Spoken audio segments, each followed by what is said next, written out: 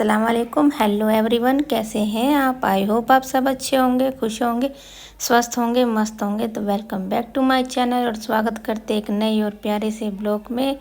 तो वही ये यहाँ का ये ब्लॉग मैं से स्टार्ट किया था, जो मैंने मेरा लास्ट ब्लॉग गया था ना, उसके बाद का ही है ये।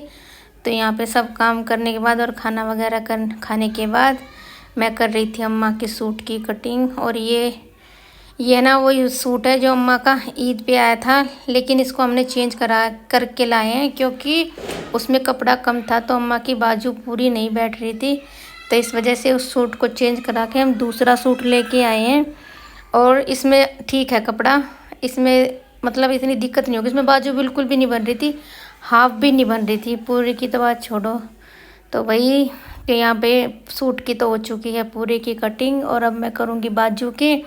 और बाजू की कटिंग ना पहले मैं सोच रही थी कि जैसे साइड में आ जाता ना जोड़ बाजू का, उस तरीके से काटने की सोच रही थी, लेकिन ना फिर पूरा ही बैठा ही नहीं कपड़ा।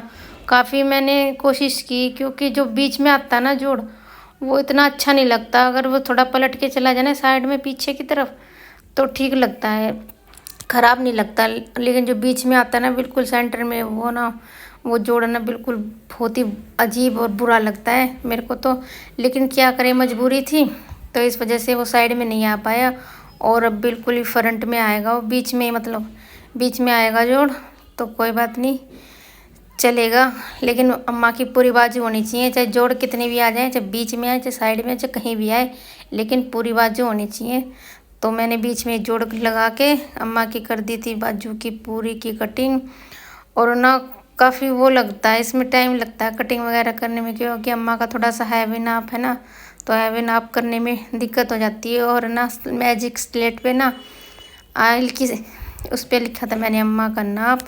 और ना दूसरे अम्मा का सूट मतलब क्योंकि उनका नाप ना थोड़ा ऊपर नीचे होता रहता है, इस वजह से मैंने उनके दूसरे सूट से नाप के उनके सूट की कटिंग की थी। और सूट तो मेरा कट चुका है, बिल्कुल पूरा काट लिया मैंने बाजू वगैरह सब। तो यहाँ पे कर रही थी मैं सलवार की कटिंग, और सलवार की भी पार्ट वगैरह बेल्ट वगैरह तो शायद मैंने काट ली थी, बस कली रह गई थी। तो यहीं पे बस कली की कटिंग कर रही थी। और ना कपड़ा इसमें सलवार में ना काफ़ी अच्छा था, तो मतलब अच्छी सलवार बनी है काफ़ी, ठीक ऐसी नहीं बनी, हल्की फुल्की सी, बिल्कुल बढ़िया भारी सी कटिंग की। और जो साइडों में ज्वाइंट होता है ना, तो उसको भी कट करके मैं अलग कर लूँगी, क्योंकि फिर बाद में ना परेशानी होती। तो साथ के साथ अपना सारा काम जो हो जाए उसे कंप्लीट करके रख देते हैं, नहीं तो ना फिर बाद में ढूंढते रहो कि ऊपर नीचे हो जाती है ना फिर ये। तो फिर तय करो, फिर इक्वल करो, और फिर इसको कटिंग करो, तो फिर और ज़्यादा टाइम वेस्ट होता है।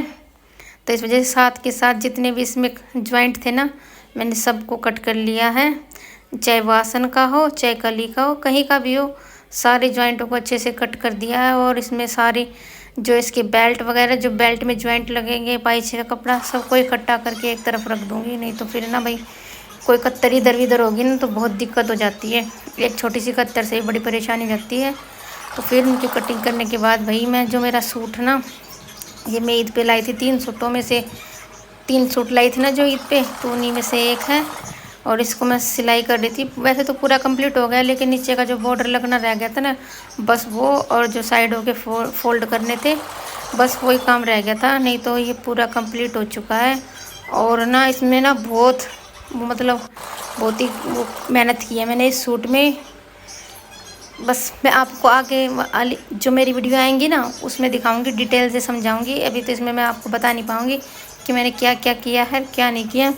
लेकिन जो भी अगली वीडियो आएंगी ना, उनमें हो सके ना तो मैं पूरे सूट का अच्छे से लुक और पूरी डिटेल आपके साथ शेयर करूँगी। तो यहीं धीरे धीरे भाई ऐसे ही करके मेरा सूट का बॉर्डर पूरा लग चुका था। और ये ना मैं रख के भूल भी गई थी इस वाली लेस को, और मैंने पूरे घर में ढूंढ मचा ली, इतना दिमाग हो रहा है।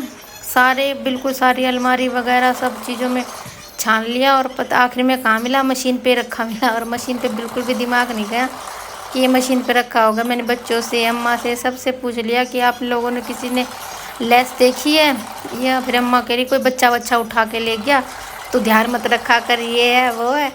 तो वही ऐसा हो जाता है, बिल्कुल चीज़ सामने हो के भी आपको नहीं दिखती। तो ये काम मेरा हो गया। फिर राहिल बोल रहा, मम्मी पहले देख तो लिया करो, अच्छे से चीज़ खा रखी है, फिर हमारा नाम लगाया करो।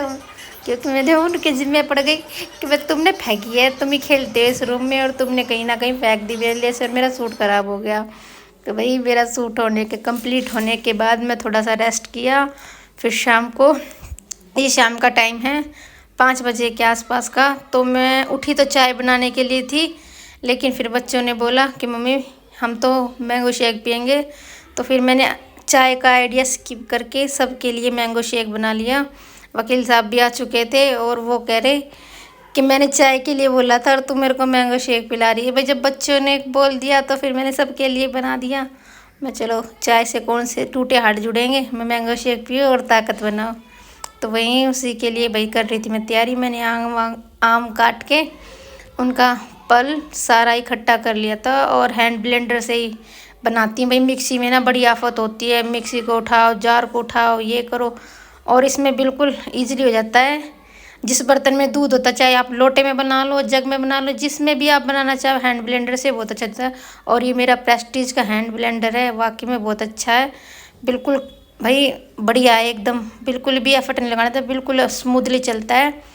तो भाई मैंने सबका इक्वल नाप के, हम 5 लोग हैं तो पाँचों का इक्वल नाप के कर लिया था, जिसमें कोई ये ना कहे कि हमारा कम हमारा ज़्यादा। ये ज़्यादा होता है हमारे घर पे कि इसको ज़्यादा दे दिया उसको कम दे दिया। तो ये फिर बाहर ही मैंने आंगन में बैठ के ही पिया था, इन सबको मैं अंदर दी आई थी, लेकिन मैंने आंगन में पिया था। और उसके पीने के बाद यहाँ पे जो मैंने अभी सूट रेडी किया था उसकी कर रही थी तुरपाई। और इसके जो फूल थे ना साइड के, ये मैं हाथ से टांग रही थी। और ना ये अर्शु भी आया हुआ था और ये दिमाग चट्टी बहुत कर रहा था, कभी कुछ कह रहा कभी कुछ कह रहा, बहुत दिमाग चट्टी कर रहा था। मैं बोल रही क्या नाम क्या कर रही है, तो कह रहा है वो पॉपी कर रही है।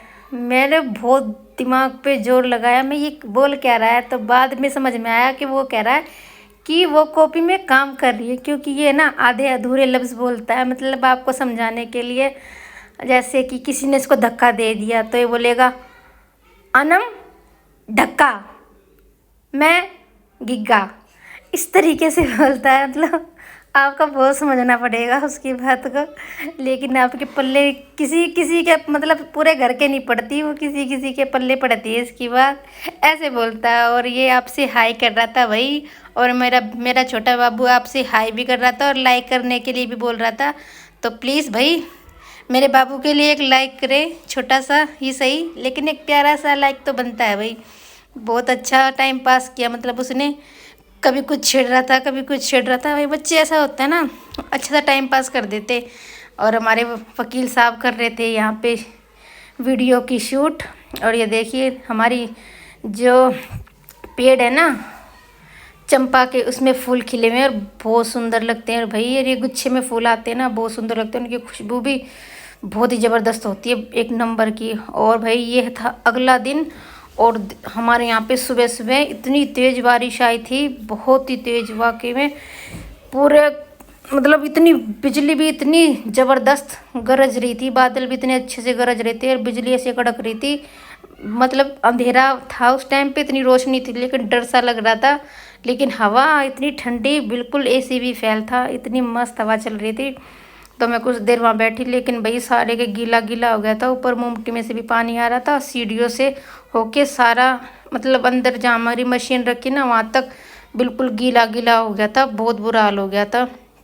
फिर अलीशा बोली मम्मी बारिश हो रही है तो मेरा पकोड़े खाने का मन कर रहा है। तो मैं आज मेरे को उस पर प्यार आ गया, तो उसने एक बार ही बोला तो मैंने उसके लिए पकोड़े बनाए भाई सुबह सुबह।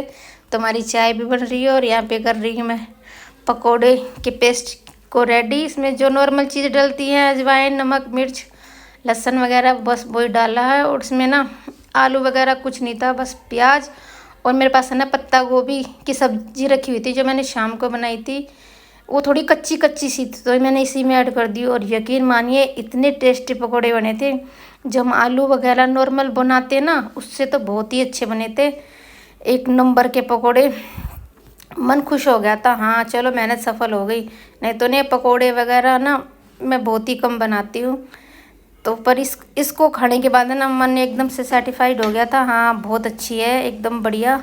और इतने कुरकुरे बने थे ना, बस क्या ही बताएं आपको। और है ना, आपसे बातें करते करते मेरी चाय भी रेडी हो गई और मेरे पकोड़े भी रेडी हो गए हैं। बस थोड़ा सा बैटर बचा था, तो मैं सोच रही थी सारा इसी में एडजस्ट कर दूँ, मेरे को दोबारा नहीं करना पड़े। फिर दोबारा करेंगे, फिर सिर्फ ना 2-3 का बच रहा था, तो मैंने सारे ना एक के ऊपर छोटे बड़े जहाँ भी इधर उधर कोने में जिधर भी मेरे को जगह मिली, मैंने सारे में पकोड़े कप ये बैटर ऐड कर दिया कि मेरे को दोबारा नहीं चढ़ाना पड़ेगी। भाई फालतू में 2 पकोड़े के लिए इतनी गैस फूकेगी, क्या फ़ायदा, इतना ही टाइम वेस्ट होगा। तो मैंने सारा गोल मोल करके गुचड़ पुचड़ करके सब राइस में ऐड कर।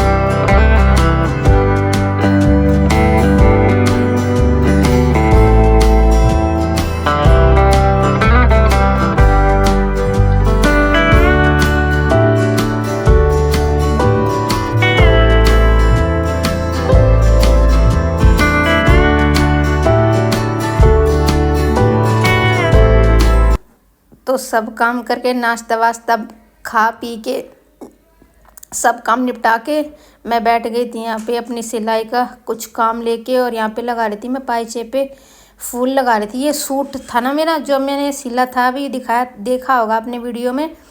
तो ये उसी में से बचे हुए थे, तो ये वैसे ही वेस्ट जाते, मैं कुछ काम के नहीं आएंगे, चलो इनको ऐसे ही इसी तरीके से लगा दी। सूट का लुक भी अच्छा आएगा और सूट भी अच्छा बनेगा। तो इसी के साथ करते हैं हम आज के ब्लॉग की एंडिंग। आई होप आज का ब्लॉग आपको पसंद आया होगा। पसंद आया तो लाइक शेयर सब्सक्राइब करना ना भूल दें। तो मिलते हैं एक नए और प्यारे से ब्लॉग में, तब तक के लिए बाय, अल्लाह हाफिज़। अपना और अपनों का ध्यान रखिए।